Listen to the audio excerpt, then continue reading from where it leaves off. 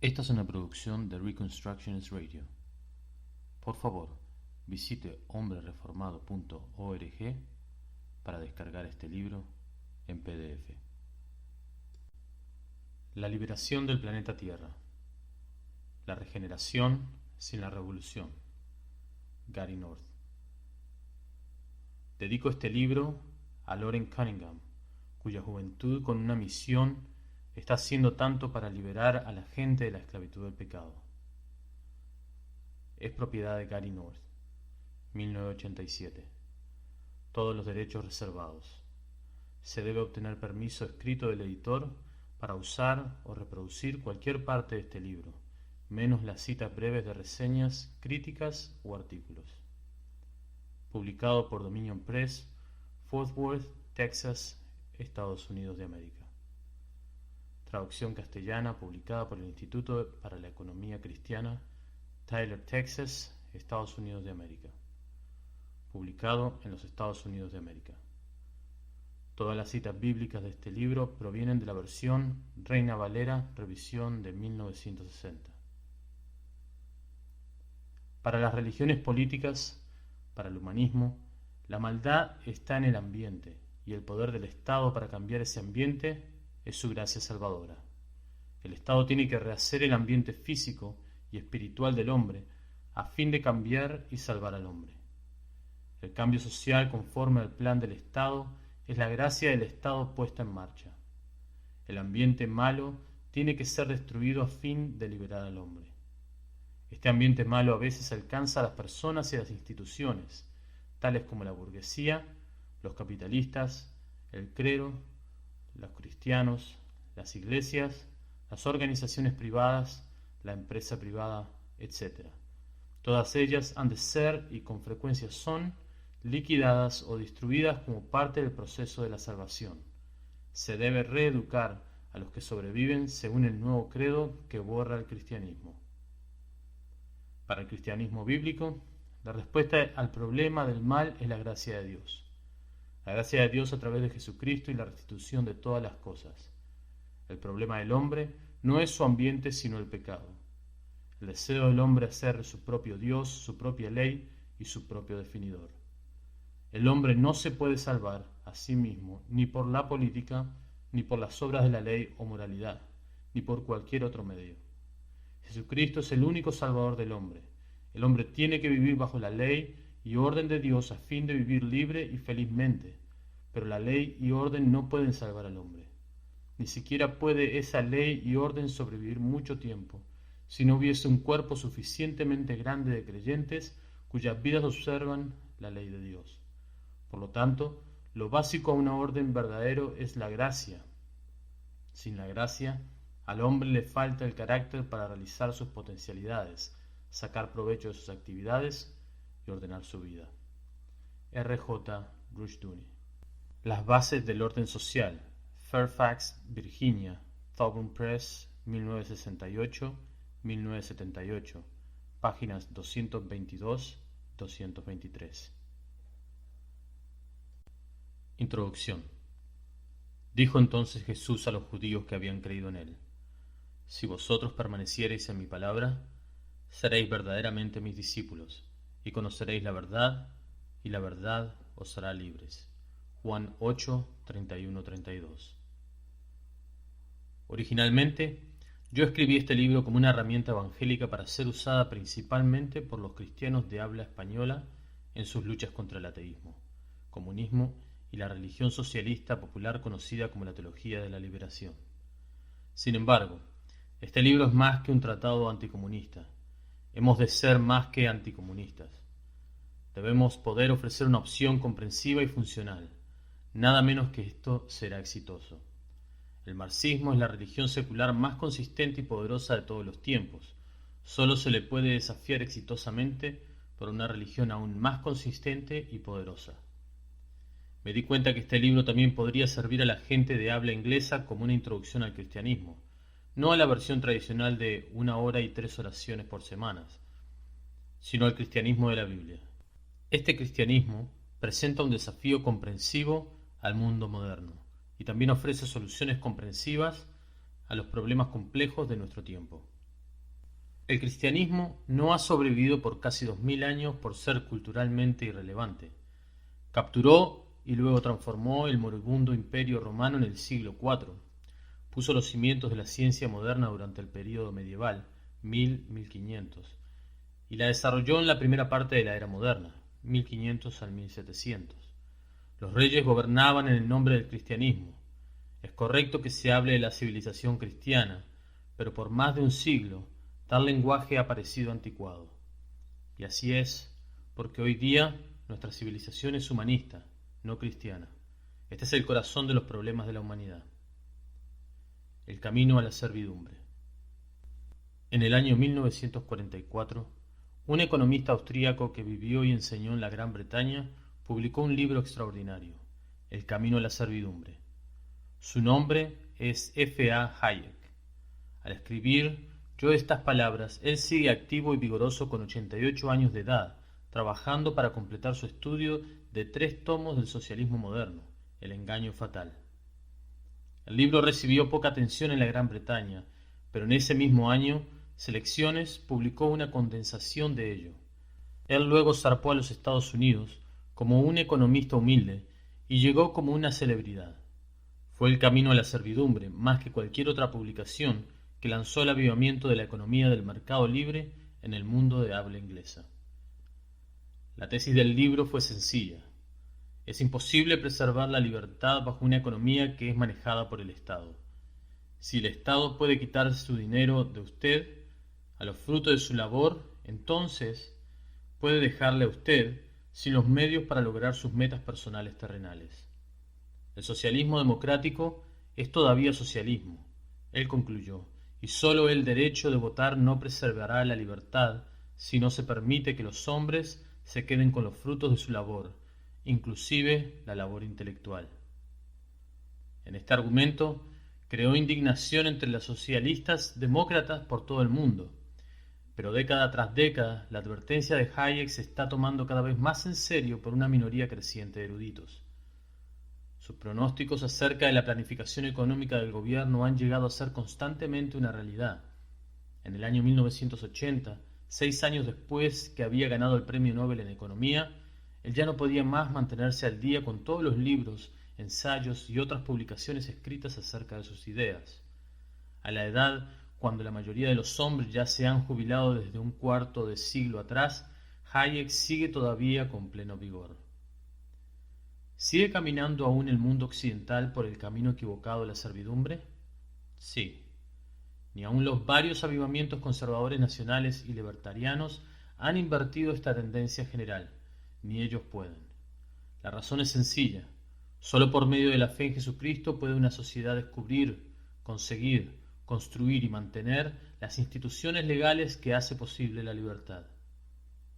Esta es una declaración fuerte, pero es una de las doctrinas claves de la Biblia. ¿Pueden las personas que son esclavos del pecado escapar de las otras formas de la esclavitud? La respuesta de la Biblia es clara, no. Eventualmente la esclavitud del pecado produce formas de esclavitud terrenales. Esta fue la enseñanza del libro de Jueces, también de Primera y Segunda de Reyes. Para escapar de la esclavitud, las personas primeramente han de escapar de la esclavitud del pecado, la esclavitud original. Es necesario que nos demos una media vuelta e ir por el otro rumbo. El camino a la servidumbre es un camino de doble sentido. En la Biblia, la palabra arrepentirse significa darse uno la vuelta. Por medio de la gracia de Dios, las personas pueden arrepentirse. Porque por gracia sois salvos por medio de la fe, y esto no de vosotros, pues es don de Dios, no por obras, para que nadie se gloríe. Efesios 2, 8 y 9. Las personas pueden transformarse moralmente, y sólo esto las capacita para vencer este mundo. Por someterse al pacto que Dios hace con su pueblo, los cristianos pueden jugar un papel en vencer los muchos males de este mundo. La regeneración por la gracia por medio de la fe en Jesucristo es el primer paso del camino que sale de la servidumbre. Es el primer paso en la liberación. Este libro es acerca de la teología de la liberación. En realidad, es un libro acerca de 2 tipos radicalmente diferentes de teología, y cada uno reclama estar predicando la liberación. Uno de estos sistemas es marxista y el otro es cristiano. Uno se basa en las enseñanzas de un hombre que sostuvo que la religión es el opio de los pueblos, mientras el otro se basa en las enseñanzas de un hombre perfecto, que fue también la encarnación de Dios. Tenemos que estar claros en cuanto a esto desde un principio. Karl Marx, el fundador del movimiento político conocido como comunismo, fue un ateo. Él fue un cristiano liberal cuando joven. Eso lo podemos ver en su ensayo en la edad escolar sobre la unión de los fieles con Cristo, según Juan 15, 1 al 14. Pero a los 20 años ya había abandonado su fe. En un ensayo que escribió en 1843 a la edad de 25 años, Marx dijo: «La religión es el suspiro de la criatura oprimida, el sentimiento de un mundo despiadado y el alma para los que están vacíos. Es el opio de los pueblos». En ese mismo ensayo, él abogó por el humanismo, la idea de que la humanidad es la forma más alta de la existencia. En otras palabras, que el hombre es Dios. La crítica final de la religión termina con la doctrina que el hombre es el ser supremo para el hombre. Otra vez dijo: «La emancipación de Alemania es sólo posible en la práctica si uno adopta el punto de vista de esa teoría en la cual el hombre es el ser supremo para el hombre». Estos énfasis eran de él, yo no he añadido nada. Ahora sabemos lo que Marx fue, un humanista ateo. ¿Y Jesús? ¿Qué decía Jesús de sí mismo? En su juicio delante de los líderes judíos, el sumo sacerdote le preguntó: ¿eres tú el Cristo, hijo del bendito? Los judíos no mencionaron el nombre de Dios. Ellos usaron palabras tales como bendito como sustitutos. Jesús sabía lo que le preguntaban. ¿Eres tú el Cristo, el hijo del bendito? Y Jesús les dijo: yo soy, y veréis al Hijo del Hombre sentado a la diestra del poder de Dios y viniendo en las nubes del cielo. Entonces el sumo sacerdote, rasgando su vestidura, dijo: ¿qué más necesidad tenemos de testigos? ¿Habéis oído la blasfemia que os aparece? Y todos ellos le condenaron declarándole ser digno de muerte. Marcos 14, del 61 al 64. Las palabras de Jesús eran blasfemas, a menos que él fuera realmente el Hijo de Dios. Según la ley hebrea, él era digno de muerte, Levítico 24:16, a menos que fuera realmente el Hijo de Dios. Por su resurrección de la muerte, Mateo 28, y su ascensión a los cielos, Hechos 1, del 9 al 11, y estar a la diestra de Dios, Hechos 7:56, él probó que él era quien dijo ser. Él fue Dios andando en la tierra. Él simplemente dijo: yo y el Padre uno somos. Juan 10:30. Jesús dijo que esa creencia en él como el Hijo de Dios es un asunto de vida o muerte, un asunto de vida o muerte eterna. El Padre ama al Hijo y todas las cosas las ha entregado en su mano. El que cree en el Hijo tiene vida eterna, pero el que rehúsa creer en el Hijo no verá la vida, sino que la ira de Dios está sobre él. Juan 3, del 35 al 36. En este caso, no se puede adoptar una solución intermedia. Es tener fe en Dios o en el hombre. Es cristianismo o marxismo. No hay manera exacta y honesta de poner al marxismo junto con el cristianismo. Estos dos sistemas profundamente religiosos están en guerra el uno con el otro. Marx entendió esto completamente. Esta guerra no finalizará sino hasta que el cristianismo perezca y nunca perecerá, o hasta que el marxismo perezca. Cualquiera que trate de poner estos dos sistemas juntos en una misma organización social se está engañando a sí mismo, o es un agente consciente de los comunistas que procura engañar a otros. El mismo es un ignorante o un malvado. La religión como herramienta del comunismo. El sistema popular religioso conocido hoy como la teología de la liberación es un intento de combinar el comunismo revolucionario de Karl Marx y el lenguaje de ciertos pasajes en la Biblia que suenan como si la Biblia predicara la revolución sangrienta del comunismo y el socialismo. Esta versión humanista del mensaje de la liberación de la Biblia nunca menciona ni a la divinidad de Cristo ni a la humanidad perfecta de Jesucristo, la cual es diferente de su divinidad, ni a la salvación por la fe solo en Cristo, ni al requisito de los cristianos de obedecer a las autoridades legítimas, ni al poder transformador del Evangelio, ni al poder transformador del Espíritu Santo de Dios, ni a los requisitos continuos de la ley de Dios, ni a los pactos de Dios con la humanidad, ni al octavo mandamiento, no robarás, ni al 10º mandamiento, no codiciarás, ni a docenas de otros temas básicos en la Biblia. Los marxistas no creen en un Dios que creó el mundo y lo llevará al juicio final. Ellos creen solo en el hombre. ¿Por qué entonces han adoptado ellos la teología de la liberación? 3 razones son suficientes. 1. La práctica comunista normal del engaño. 2. La necesidad de infundir al pensamiento estancado marxista con un impulso religioso nuevo. Y 3. La comprensión de que estratégicamente hay mucho riesgo en imponer el ateísmo prematuramente en una sociedad religiosa. Veamos ahora cada uno de estos. 1. El engaño. Es más fácil reclutar el apoyo del ciudadano promedio si se disfraza la intención de destruir todo lo que él estima. Los comunistas quieren destruir la civilización occidental. Marx lo dijo desde el principio. La civilización occidental es la clase media burguesa y los comunistas la odian al mismo tiempo que ellos la imitan y compran los productos del mundo occidental. Satanás es un engañador. Él prefiere usar el engaño. Él engañó a Eva. Él engañó a las naciones. Él usó citas bíblicas en sus tentaciones mayores. Génesis 3.1, Mateo 4.6.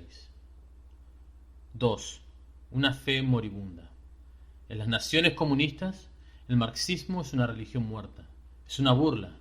La idea de que el marxismo-leninismo es tomado seriamente en la Unión Soviética o en China comunista es un mito aceptado solo por un grupo disminuyente de intelectuales occidentales. Lo que el comunismo ha producido es una serie interminable de fracasos de cosecha. En China comunista, tomó solo 2 años de mercadeo libre en la agricultura para hacer de la nación un exportador de alimentos, 1983 a 1985. Esto es después de pasar 4 décadas muertos de hambre. El comunismo es también el productor más eficaz de la ineficacia burocrática de la historia. Produce cosechas abundantes de cinismo y corrupción. Las naciones comunistas corrompen deliberada y sistemáticamente a sus poblaciones. Poblaciones cargadas de sentido de culpabilidad y poblaciones corruptas son más fáciles de controlar.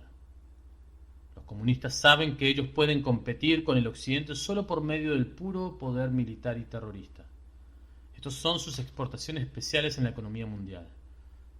Cuando una religión comienza a perder sus seguidores, se tiene que reformar a sí mismo o recurrir al poder y el miedo para permanecer dominante. Las etapas finales de una religión se ven cuando sus seguidores ya no creen en sus credos, pero en cambio procuran escapar de ellos por la embriaguez, la fuga o la corrupción.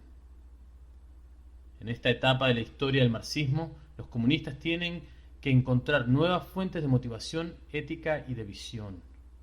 La Biblia les da la retórica de la visión moral que ellos necesitan.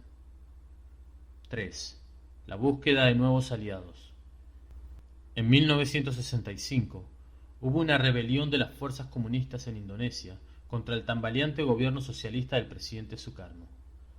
Esta rebelión falló. En la ola de la ira musulmana que siguió, por lo menos 200.000 comunistas y sus partidarios sospechosos fueron asesinados, y algunas fuentes relatan que el saldo pudo haber llegado al 1.000.000. Los comunistas aprendieron una lección importante. Es arriesgado tratar de imponer una religión atea extranjera a un pueblo profundamente religioso. Ellos adoptaron una estrategia nueva, una cooperación mucho más abierta y menos clandestina entre el comunismo y la religión. Desde 1965 en adelante, los comunistas comenzaron a promover un diálogo cristiano-marxista. Estos eran encuentros injustos. Los comunistas no concedieron nada y la gente que trató con ellos, humanistas que se llamaban a sí mismos cristianos, le concedieron todo. El comunista más conocido en este diálogo era el erudito francés Roger Garaudy. Cuando él se opuso públicamente a la invasión soviética de Checoslovaquia en 1968, él fue expulsado del Partido Comunista Francés. Ya basta de tanto diálogo y del compartimiento mutuo de ideas. El periodista e historiador cristiano conservador Otto Scott ha comentado sobre la importancia de la matanza de los indonesios dentro de la estrategia internacional comunista. Al mirar hacia el sur y Centroamérica, se dieron cuenta de que una revolución en esas áreas no tendría éxito a menos que incluyera elementos religiosos. Por lo tanto, su campaña hispana se dirigió más allá de los intelectuales, un elemento corrupto accesible a cualquier sobornador en cualquier momento. Entonces entraron en los círculos tradicionales del catolicismo romano. La teología de la liberación fue el vehículo para lograr la entrada. Los mismos argumentos han entrado sutilmente hasta en los círculos religiosos más importantes en los Estados Unidos. La teología de la liberación apareció como una fuerza intelectual a principios de los años 70 y ha ganado ímpetu. Es el último en una serie de movimientos teológicos liberales que los comunistas han dominado. Esta vez, ellos han ganado el apoyo de muchos sacerdotes católicos romanos apóstatas que nunca son excomulgados, siendo esta una señal de que la Iglesia Católica Romana tiene un profundo problema, el más profundo en su historia. La meta de la liberación. La versión de la teología de la liberación que se encuentra en este libro es simplemente una extensión del mensaje de la Biblia de salvación y de la fidelidad basada en el pacto en los tiempos modernos. La liberación bíblica comienza con la liberación del pecado en la vida de cada individuo redimido, comprado por Dios. La liberación no finaliza aquí, sino tiene que comenzar aquí. Sin la liberación espiritual de Satanás y el pecado, no puede haber la liberación a largo plazo de la esclavitud económica y política. Los cristianos deben saber confiadamente que con la liberación de Satanás y el pecado, habrá también la liberación de la esclavitud económica y política. El cristianismo produce buen fruto en cada área de la vida. Nosotros no debemos limitar los efectos de la sanidad de Dios solo en el alma de cada individuo que ha sido salvado. La sanidad del alma de cada persona redimida se extenderá a cada área de su vida, y de ahí a toda la sociedad. Nosotros no hablamos de una salvación fuera de este mundo, como nos acusan falsamente los comunistas. Jesús dijo: no ruego que los quites del mundo, sino que los guardes del mal. No son del mundo como tampoco yo soy del mundo. Santifícalos en tu verdad. Tu palabra es verdad. Como tú me enviaste al mundo, así yo los he enviado al mundo. Juan 17, del 15 al 18. Estamos hablando de la transformación de este mundo. Solo cuando el mundo presente haya sido transformado por el Evangelio de la Salvación y el poder transformador del Espíritu Santo, a la medida que Él obra a través de la gente redimida por Dios, por fin el mundo será librado completamente del pecado en el juicio final. Apocalipsis 20, del 1 al 10. Pero primero, los reinos de este mundo se tienen que ir transformando constantemente en el reino de Cristo. En principio, Jesucristo es ahora Rey de todos los reinos de la humanidad. Él ganó esta autoridad por su muerte y resurrección, su triunfo sobre Satanás y el pecado. Y Jesús se acercó y les habló diciendo: toda potestad me es dada en el cielo y en la tierra. Mateo 28, 18. Los reinos del mundo han venido a ser de nuestro Señor y de su Jesucristo, y Él reinará por los siglos de los siglos. Apocalipsis 11, 15. Pero es por el trabajo de su pueblo fiel en la tierra que esta transferencia histórica de la posesión del reino a Cristo va a ser manifestada en la historia. Por tanto, id y haced discípulos a todas las naciones, bautizándolos en el nombre del Padre y del Hijo y del Espíritu Santo, enseñándoles que guarden todas las cosas que os he mandado. Mateo 28, del 19 al 20, primera parte. Paso a paso, personas a personas, nación a nación, los cristianos deben discipular a las naciones. Esto significa que ellos deben traer a los hombres bajo la disciplina legal del pacto con Dios. Esto acontece en la historia. Esto es la historia. Toda autoridad ha sido ya transferida a Cristo en el cielo y en la tierra. En principio, Él ya ha transferido esta autoridad a su pueblo. Ellos han de ejercitar esta autoridad dada por Dios progresivamente en la historia. Luego, el fin, cuando entregue el reino al Dios y Padre, cuando haya suprimido todo dominio, toda autoridad y potencia, porque preciso es que Él reine hasta que haya puesto a todos sus enemigos debajo de sus pies, y el posterior enemigo que será destruido es la muerte. 1 Corintios 15, del 24 al 26. El cristianismo tiene un programa positivo. Hay un dicho viejo en la política que dice: no se puede luchar contra algo con nada. Lo último que este mundo necesita es otro pequeño libro que refuta los errores del movimiento marxista conocido como la teología de la liberación. Lo que este mundo sí necesita es un programa bendecido por Dios, basado en la Biblia y comprensivo para construir un mundo mejor aquí y ahora, para que así los cristianos alcancen la sabiduría y experiencia que ellos van a necesitar para obedecer a Dios aún mejor en la eternidad, más allá de la tumba. Los cristianos necesitan prototipos para la sanidad social. Permítame decirle a usted, desde un principio, que este pequeño libro no es una guía para los cristianos acerca de cómo escapar de sus deberes en este mundo. El Señor no nos llama a abandonar los deberes terrenales. Él nos llama a ejercitar dominio sobre cada aspecto de la tierra en su nombre, para su gloria y por medio de su ley. Entonces Dios dijo: hagamos al hombre a nuestra imagen, conforme a nuestra semejanza, y señoree en los peces del mar, en las aves de los cielos, en las bestias, en toda la tierra y en todo animal que se arrastra en la tierra. Génesis 1:26. Los cristianos tienen que entender que su obediencia a Cristo en la historia también produce un fruto para la eternidad. Las buenas obras traen recompensas celestiales de parte de Dios, porque nadie puede poner otro fundamento que el que está puesto, el cual es Jesucristo. Y si sobre este fundamento alguno edificare oro, plata, piedras preciosas, madera, heno, hojarasca, la obra de cada uno será manifiesta, porque el día la declarará, pues por el fuego será revelada, y la obra de cada uno, cual sea, el fuego la probará. Si permaneciere la obra de alguno que sobreedificó, recibirá recompensa. Si la obra de alguno se quemare, él sufrirá pérdida, si bien él mismo será salvo, aunque así como por fuego. Primera de Corintios 3, del 11 al 15. No es malo el querer recompensas en el cielo, mientras entendamos que tales recompensas son el fruto de justicia hecho en la tierra por la gracia de Dios y para la gloria de Dios. Tenemos que comenzar con el deseo de complacer a Dios y no con el deseo de ganar recompensas.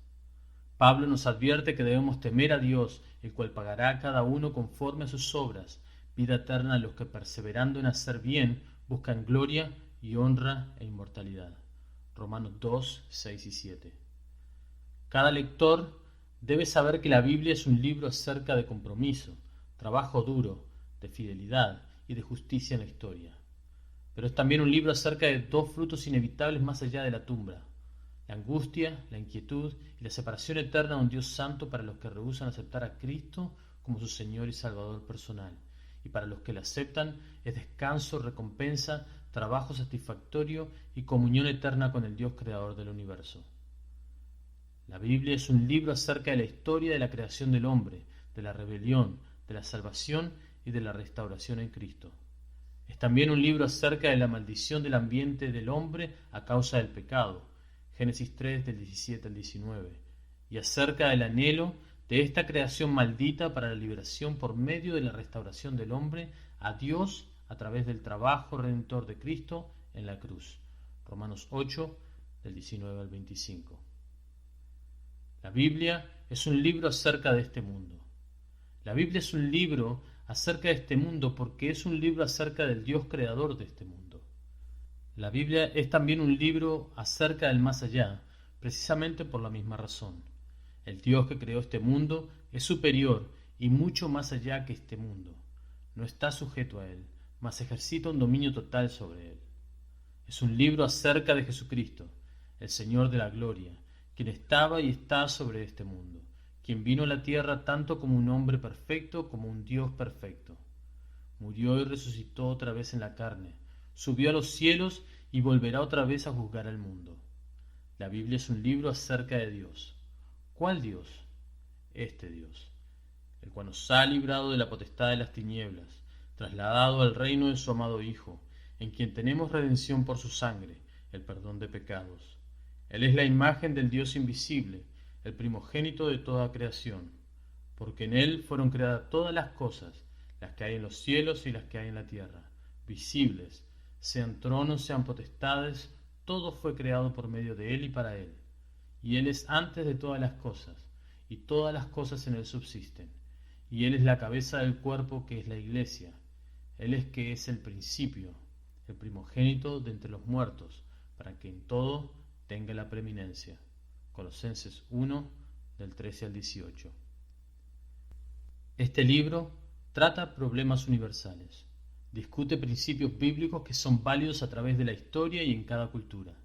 Este libro no debe ser entendido como una defensa bien disfrazada de la política particular de una nación.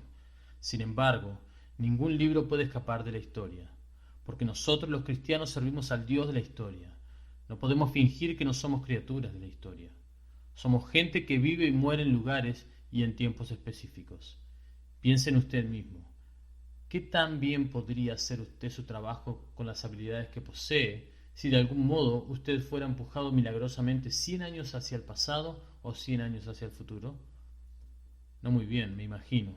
Usted es una criatura de este tiempo. Yo también lo soy. Soy un ciudadano de los Estados Unidos, pero soy también un ciudadano de una mejor nación, porque soy cristiano. Mas nuestra ciudadanía está en los cielos, de donde también esperamos al Salvador, al Señor Jesucristo, el cual transformará el cuerpo de la humillación nuestra, para que sea semejante al cuerpo de la gloria suya, por el poder con el cual también puede sujetar a sí mismo todas las cosas. Filipenses 3, del 20 al 21. Si usted ha entregado su vida a Jesucristo, confiando en su obra en la cruz como su única base de la misericordia de Dios en el día del juicio, entonces usted y yo somos ciudadanos de la misma nación en el Espíritu, el cielo. En no muchos años, usted y yo seremos ciudadanos de esta nación, en el Espíritu, pero sin nuestros cuerpos. No seremos más participantes terrenales en la historia. Un cristiano tiene que estar dispuesto a rendirlo todo, excepto sus papeles de ciudadanía celestial. Nosotros nunca debemos olvidar lo que viene primero en esta vida. Nosotros hemos recibido la vida eterna. Juan 3, 36. El cristianismo no se inventó en los Estados Unidos. Fue inventado en el cielo. Los Estados Unidos es solo uno de los distribuidores autorizados del cristianismo. Y si su pueblo deja de ser fiel, este oficio de distribuidor pasará a otros por completo. Ha de ser la meta de cada cristiano ver que él mismo haga todo lo posible para capacitar a su nación que entre a uno de estos distribuidores. A esto se dedican las misiones. A esto también se ocupa el dominio cristiano. El juicio de Dios puede caer rápidamente sobre una nación. Cuando una nación cae a causa de la apostasía, otras tienen que estar listas para tomar su lugar. Esto es también la esencia de las misiones. Ninguna nación obtiene garantía alguna de Dios aparte de su fidelidad basada en el pacto, la obediencia a su ley por medio del poder del Espíritu Santo. Hay personas que querrían que la gente creyera en otro evangelio, un evangelio robado, un evangelio que promete liberación, pero que se inventó en las profundidades del infierno, el lugar de esclavitud eterna. Ellos son también distribuidores de su religión. Muchas de estas personas desarrollan actividades en los Estados Unidos exportando esta religión ajena al tercer mundo, pero el beneficiario de esta exportación no será los Estados Unidos, ni ninguna nación que lo importe. Los beneficiarios serán el élite marxista de tiranos que odian y niegan a Dios, que imitan al faraón de los días de Moisés y que imitan también a Belsasar y a Herodes, que procuraron traer a la iglesia de Dios bajo sus pies manchados de sangre. Ya sean enseñados en Cuba, enseñados en Rusia o en los Estados Unidos, no hace ninguna diferencia. Ellos trabajan para un ser sobrenatural, una criatura que sacaría a Dios de su trono si pudiera, pero siendo que no puede, emprende una guerra contra la iglesia de Jesucristo. La guerra es entre el cielo y el infierno. Ha sido así desde el principio. Así será hasta que Cristo retorne en el juicio final. La historia solo tiene significado en relación con esta batalla. Su nación y la mía solo tienen significado en relación con esta batalla. Esta batalla define cada acontecimiento, cada hoja del césped, cada nacimiento y cada muerte. La Biblia lo hace muy claro. La persona que se declara en contra de Dios y la Biblia y en contra de sus principios eternos del bien y el mal, será barrido como ceniza, no solo de la historia, sino de la eternidad. Un cenicero que arde para siempre. El Gehenna, infierno, que será vaciado de golpe en el lago de fuego. Apocalipsis 20:14. Fue el comunista León Trotsky, Lev Bronstein, que acuñó la frase: el cenicero de la historia, Su imagen es bastante exacta. Fue sin duda una herencia de su judaísmo, pues el Gehenna era el basurero fuera de Jerusalén. Las apuestas de este juego, que no es en realidad un juego, son sumamente altas.